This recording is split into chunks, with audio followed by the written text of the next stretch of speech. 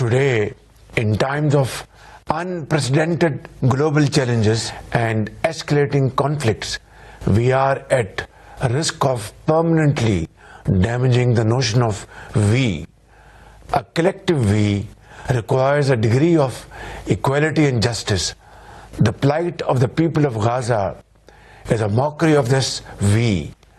This we becomes marred amidst rising debt burdens for the poor, increasing poverty, growing inequality, intolerance, terrorist violence. New technologies require new and effective safeguards to prevent the world from their possible misuse. Today, in times of unprecedented global challenges and escalating conflicts, we are at a risk of permanently damaging the notion of we. A collective we requires a degree of equality and justice. The plight of the people of Gaza is a mockery of this we.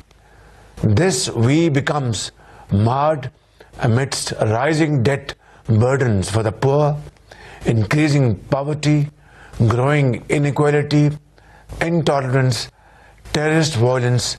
New technologies require new and effective safeguards to prevent the world from their possible misuse.